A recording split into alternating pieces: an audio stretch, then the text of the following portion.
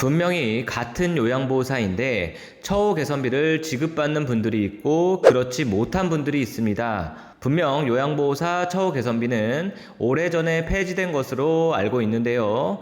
과연 어떤 분들이 이것을 지급받고 있고 그렇지 못한 분들은 왜 그런 것인지 오늘 정리해 보겠습니다.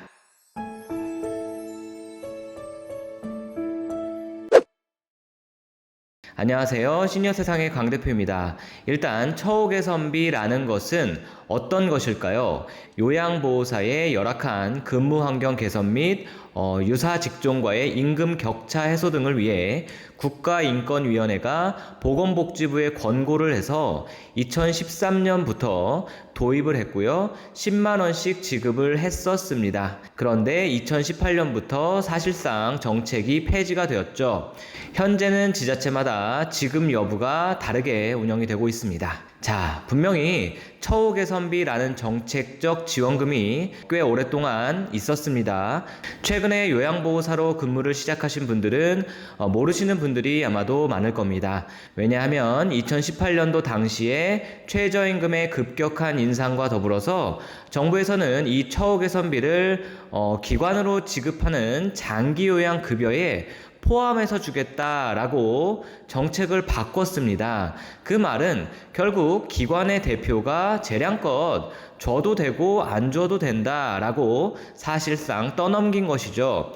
이 뭔 개소리야? 이게 사실 참 잘못된 처사인데요. 장기요양 사업 자체가 개인 사업이 대부분인데 이것을 자율에 맡긴다는 것은 사실상 폐지하는 것과 같은 것이죠. 저도 그 당시를 겪었던 사람으로서 생각을 해보면 처우 개선비를 장기요양 급여에 포함했다고 하지만 결국 장기요양 수가 인상률은 물가와 인건비, 세금 등의 상승에 비해 턱없이 모자라다는 것이 대다수 운영자들의 당시의 상황이었습니다. 즉, 보건복지부는 처우 개선비를 폐지한다라고 공식적으로 표현을 하게 되면 수십만 명의 요양보호사들의 질타를 전부 혼자 받게 되니까 이 정책 폐지를 사실상 돌려서 말했던 것입니다. 결국 보건복지부 입장에서는 기관 운영자들과 욕을 좀 나눠 먹겠다, 그런 의도가 엿보인다고 저는 생각을 합니다. 그런데 어떤 분들은 그럼 장기요양기관 운영자가 좀 손해보면서 처우 개선비를 유지시켜주면 되지 않느냐라고 말할 수가 있습니다. 그런데 이것은 자본주의 사회에서 엄연히 개인사업체를 운영하는 주체한테 자율성을 부여해서 이런 정책이 유지가 될 리가 없는데 이런 생각을 하신다는 것은 아주 순진한 생각이라고 보시면 됩니다. 물가, 세금, 인건비 모두 오르는데 사업자들이라고 본인들이 손해를 모두 감내하면서 이런 정책을 유지할 이유가 없는 것이죠. 보건복지부, 즉 정부가 요양보호사의 처우 개선에 대한 의지가 있었다면은 이 정책을 폐지하지 말았어야 합니다. 자, 말이 좀 길었는데요. 결론은 2018년도에 어물쩡 폐지 수준으로 가버린 것이 이 요양보호사 처우 개선비라는 말씀을 드리는 겁니다. 그래서 공식적으로는 요양보호사 처우 개선비는 폐지가 된 지가 5년이 넘었습니다. 그럼 현재 처우 개선비는 완전히 역사 속으로 사라졌을까요? 그렇지는 않습니다. 지역마다 조례라는 것이 있죠. 지방의회의 회의를 거쳐서 법령의 범위 안에서 그 지방 사무에 관해서 제정을 하는 법을 말하는 거죠. 즉, 각 지자체마다 이 조례에 따라서 처우 개선비를 지급하는 지역이 간혹 있다는 이야기입니다. 물론 전국적으로 아주 소수에 불과하죠. 모든 시, 도, 지자체를 저도 알 수는 없지만 최근에 기사를 보니까 경기도 안성시나 충주시, 울산광역시 등 혹은 서울이나 부산 등의 대도시에서도 구마다 간혹 지급이 되는 곳이 있다고 합니다.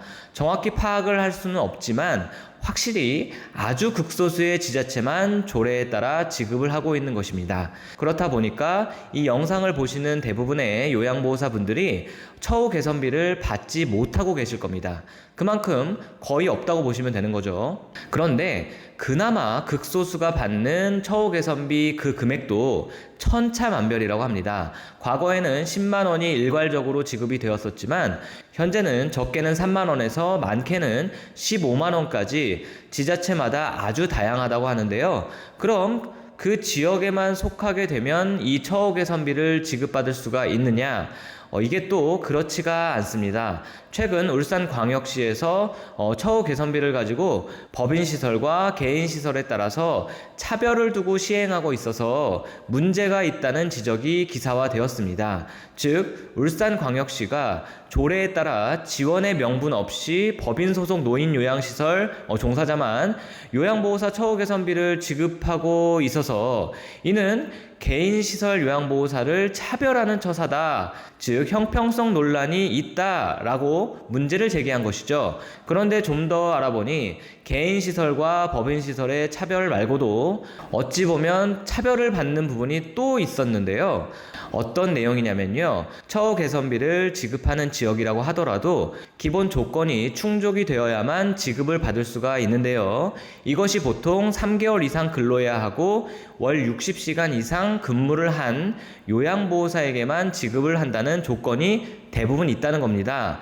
이렇게 되면은 요양원이나 주간보호센터와 같은 시설의 종사자들은 모두 해당이 되지만 방문요양보호사의 경우는 본인의 의지와 상관없이 60시간을 못 채우거나 3개월을 못 채우는 경우도 분명히 발생을 하기 때문에 이 또한 문제가 제기되고 있다는 것이죠. 자, 어찌됐든 오늘 결론은요. 처우 개선비는 보건복지부에서 완전히 폐지시킨 것이 맞습니다. 하지만 지역마다 처우 개선비를 지급하는 지자체가 아직도 있다는 것입니다.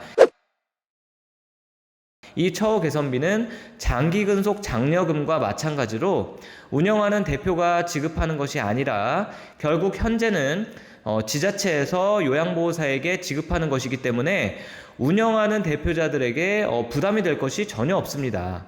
오히려 어떻게든 받아서 요양보호사들에게 지급을 해주어서 사기를 높여주려고 하는 것이 일반적인 대표자의 마인드이겠죠. 제가 지난 3차 장교양 기본계획에 대한 요약 정리를 얼마 전에 해드리면서 요양보호사의 처우 개선, 특히 임금 부분에 대해서 똑 부러지는 대책이 없다는 것에 상당히 실망을 했는데요. 그나마 현재로서는 이번에 발표된 3차 기본계획에 한 문장으로 명시된 바로 이 부분, 장기 근속 장려를 위한 인센티브 제도 확대 개선, 이 부분에 저는 기대를 좀 하고 있습니다.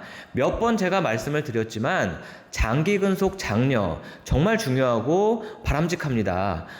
숙련된 요양보호사가 오랫동안 어르신을 케어하는 것 정말 이상적이죠.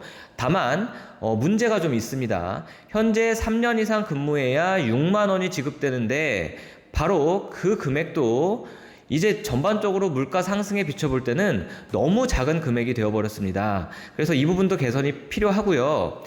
이것만큼 또 중요한 것이 행여 이직을 하더라도 경력 인정을 해주어야 한다는 점.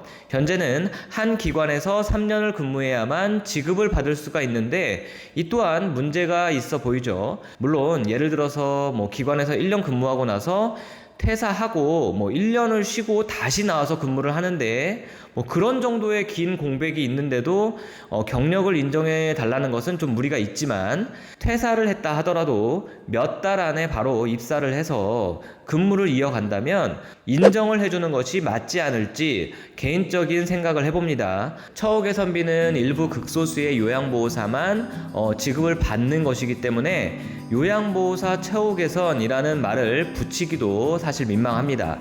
현실적으로는 그나마 이 장기 근속 장려금 제도에 대해서 보건복지부에서 분명 명시를 해둔 부분이니까 조만간 어떤 개선이 있지 않을지 기대를 해보겠습니다. 오늘 여기까지 하겠습니다. 시청해주셔서 감사합니다.